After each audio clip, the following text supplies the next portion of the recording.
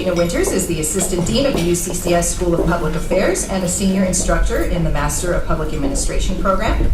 She received her undergraduate degrees in political science and music and an MPA from the University of Wyoming, and completed postgraduate coursework in public administration from the University of Nebraska at Omaha. She has served as a public administration instructor and lecturer at the University of Nebraska in Omaha and Iowa State University. She teaches courses in research methods, nonprofit management, public policy, and citizen participation. Ms. Winters pursued a career in public administration because public administration is uniquely eclectic. Currently, she's researching social impact program evaluation methods in the Rocky Mountain region and consults with area nonprofit organizations on board member development, strategic planning, and program evaluation. Please join me in welcoming Assistant Dean Winters to the stage.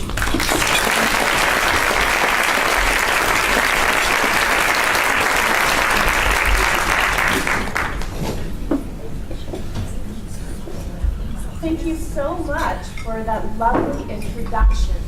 I want to thank AFP for inviting me to come speak to you about things that I'm so passionate about, and including ethics and also philanthropy and, of course, my students. And so with that, let me tell you a little bit about what I've been doing for the last couple of years. So this images are so important. And this image I ran into when I was 18 years old at the University of Wyoming, trying to figure out what I wanted to do with my life, trying to figure out what I wanted to major in, etc. And it was from one of my nonprofit management textbooks. And I grabbed onto this image because then I could major in something that was going to be cool, because everybody loves nonprofits. No one doesn't love them. They're awesome things. Their missions are always for good, so I didn't have to worry about that. People give people money just because there's lots of money available, so that's a great thing too. And I had met a couple of people in my service learning, my volunteer life. I grew up here in Colorado. Elfmar is a foundation that helps provide my education in terms of reading. And so I had learned about those programs. I'm a product of Reading Rainbow and Sesame Street, all those great nonprofit 501c3 philanthropic things. So I knew in my head that this victorious picture was going to be just fine. It was going to work for me. And I knew that's what I was going to get into. And so I started working. I started figuring out, oh my gosh, philanthropy, charity, nonprofit organization, it's hard. I had dug a very big picture for me. I thought it was easy. And I think that picture still resonates with a lot of people. And in fact, with that picture, I think a lot of nonprofit organizations, a lot of people that are interested in philanthropy and the big givers, they still have this picture available. They still think about this picture of philanthropy. And for those of us that have been in the field for a while, we know that this picture is a little bit different. We have changed over the last couple of years. Part of this is that we are being driven to have more metrics. Part of this is that we are being driven to have more investment in the numbers game. Colorado is an interesting place because we are a leader actually in a lot of philanthropic innovations. We have one, Denver for example, has the social impact bonds that are now going to help with their homeless projects. That's unique. Those aren't everywhere. Okay? We have microfinance projects that are happening across the southern Colorado that have been founded. We have a large number of folks that are giving a large amount of money here. We are a nonprofit mecca here in Colorado Springs, in the Pikes Peak region. We did a couple of studies with the Center for Nonprofit Excellence to try and capture what that economic impact is. We are an industry. And when I think back, when I first started learning about nonprofit organizations, no one talked to me about it as an industry. No one really talked about it in terms of GDP, how much economic value you have. No one talked about, well, what's the social return on investment? If I give you $1, how much more impact will that dollar have? What's my multiplier effect? And without getting into a class, because I'm a professor, that sometimes is what happens when we go down that rabbit hole, on the economics benefits of doing those types of calculations, we found that people were adopting these methods, and it put a lot of pressure on the folks to sort of use those methods without really thinking about, well, how do we change our practices? How far do they pull us in a direction that's away from our mission? How far do they pull us away from the direction in terms of the relationships that we are building as fundraisers with our community members? How does this change our ability to tell the stories of the folks that we want to help? In short, the sector has a lot of pressure to become much more market-based, to try and figure out partnerships that are much more commercialized, and to look a lot more like other industries. Business, for example. We've absorbed a lot of those things. And some of the big name things like strategic philanthropy, high impact philanthropy, high engagement philanthropy, they're all asking us to adopt a large number of these high impact practices. So for example, for fundraisers, this means that some of you guys may have been asked to have a quota at the end of the week. How many people did you get to give this week? And so we have quota systems that are popping up in different places that people are trying this to sort of rev up and inspire people to fundraise. Or we are looking at metrics of fundraisers. So how many of your donors have you been able to move through that donation journey? And we might be able to incentivize you with bonuses, etc. And those are those micro practices that can create some difficulties. This summer, I was working with nonprofit evaluators trying to figure out how their jobs have changed. I'll be calling you guys next year to ask the same questions about how your job has changed as metrics start to pop up. From these guys, what came up was that we have a lot of pressures to do things that we never thought we were going to be doing. We have a lot of pressure to get away from our mission. We're not sure if what's happening is about our values. So these were some of the evaluators that are here. We have to do more with less. We have to look at the finances a bit more. And we're not sure what this is doing to us. There's not an anchor. And so what they asked for at the end of the project were a couple of anchors. Okay? And so part of this was trying to figure out, okay, how do you deal with the actual math of doing social impact analysis and all that other good stuff? And that's fine to talk about, but it doesn't get to some of the other issues that typically are happening with a lot of nonprofit organizations and with foundations who are trying to struggle with how do I fit into this high impact, high philanthropic trend? How do we look like them? What are we doing? Can we look like them? Should we look like them? So how do we have something that will gauge us into these, sort of put another anchor for us to hold on to? And so as we're thinking about these, something that kept popping up over and over again in some of the interviews that I was doing is that no one was talking about the ethics around the use of these metrics, the ethics around how it's changing our practices. And so a few years ago, a couple of my students and I started thinking about ethics in nonprofit organizations. One of the things that happens whenever one of my students comes through the door is that we're going to try to make sure that they don't experience what I experienced at 18, where all of the images were something that was so disconnected from actual practice. So everything that we do, we want to get into actual practice. So with the help of Daniel's fund, we have been doing some experiments, some pilot programs, trying to breathe life into this ethical toolbox that happened, that Heroes and Garofalo's did a couple years ago.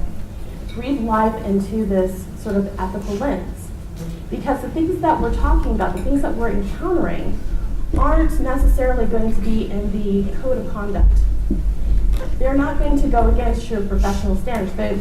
Those are set in stone. They are the questions about, well, how do I engage with this particular metric? At what time do I use this multiplier effect? What's going to happen to it? When do I make those choices about the images that I am putting together for my brochures, etc.? Those many decisions. And to help people not feel so isolated, we wanted to have something as a conversational tool that would help people spur some interest, as well as something that would help them to remember some of these things. I know all of you know your code of ethics by heart and are able to say it at any given moment. I get that. But for those of us who don't have that type of memory, something like this tends to help a little bit. So here's what it is. It's 5 ethical lenses that people talk about, and on the left side you can see the first one is consequences. And for those of you guys that are Machiavellian in heart, I'm one of them, we're trying to figure out, does this actually get me where I want to go? If I do this action, if I make this decision, will I get what I need, right? Will this create the help?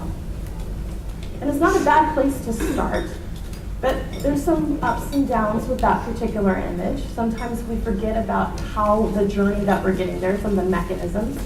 So we move on to something that's a little bit different. On the opposite side, you're going to see something called deontology. All it means is that we're trying to figure out, can we be consistent? If this action is consistent with the things that we say we're supposed to do. Is it consistent with our professional norms? Is it consistent with our code of conduct? If we take this action, can we do it for all the people, or is this going to be an exception to the rule? And what are the consequences of that exception? We have down below virtue theory. And with virtue theory, it's basically this. We all have values for our organization. I won't ask you guys to call them out, but you all have values. If we take this action, does this actually make us do our values? Can we honestly say that this is part of the values that we have? And then my favorite one is intuition. Would my mama be proud? Or would she be a little angry? And if I'm not talking to her, I ask if my dad will be proud, right? But at some point in your life that has that conscience to it, can we live with that decision the next day? Now, those are the original 4 that Giros and Garofalo talked about. My students started thinking about some others. And so one of the other ones is they added to the bucket. This is idea of transformation. And this is the thing that usually is the sticky wicket when it comes to fundraising in particular. We know that we want our methods, our practices, to help us get the amount of dollars in. We know that we want to have the literature speak to people. We know that we want to have images that speak to folks. And so the question about is, are we being fair in our presentations? Okay? That's that idea of this transformation. By doing this action, which groups are empowered by this action and who's left out? Who are we concentrating on or who's not being highlighted? Because those are choices that we're making as we figure out which stories we're telling and which programs are being highlighted at a given time period, etc. So to help out with this, because again, images are powerful, my students and I come up with different ways of doing these things. Now, I am a Star Trek fan, right? And so when I was teaching them about this, I would use the Star Trek, and I would talk about each captain's abilities to do these types of things, that Captain Kirk is just interested in the means, Picard is interested in making sure that we're talking about those values, and half of them said, we don't watch Star Trek. No idea what you're talking about. But it was an aha moment for me. To get this sort of placemat outside of the academic head, we have to sort of think about how we can get it to students. And so the students said, look, we've got to create better placemats. And we have to help people think about that conversation of what that placemat can look like for our own individual organizations. And so this is the latest one from the last class that I did. They did it on movies. If you guys are House of Cards fans, that's what's up there. We've got Jimmy Cricket. We have Nelson Mandela, but again, there was some new movies that were coming out at that time period, and you can sort of see how those movies can help inform those images. But those images, again, are static to that group of students. So when we go out and we interact with a nonprofit organization, we either talk with board members or we talk with staff members to help them figure out this tool. We ask them, what's going to be your placemat? What are some of the images that you, as you are going to have these conversations about practice, having these conversations that help us feel a little bit less isolated, a little bit less disconnected from from the things that we are practicing, but also a little less disconnected from each other and what we do. What images can we put in your placemat? It could be movies. We've had some people who have done this and did it in terms of favorite leaders of their time period. We've had other people who went through their research on their organizations and put up images of folks who were really great philanthropists inside of their organizations, because you guys have stories about those organizations, how they worked, how they developed, etc. And they have images of people who really epitomize each one of those 5 lenses. And so they use those lenses to help reinforce their conversations that they're having when they make differences in terms of practice. So sometime today, maybe tomorrow, maybe during the breaks, try to figure out what your placemat might look like for you. What might be the conversation you can have inside of your organization about helping others and empowering them to make ethical decisions and deal with the pressures that we have with all of these new, innovative, sometimes faddish, sometimes a little bit annoying pressures to become more high impact, more high engagement, a little bit less who we are. Maybe you can find an anchor that will help to be a little bit more as you are.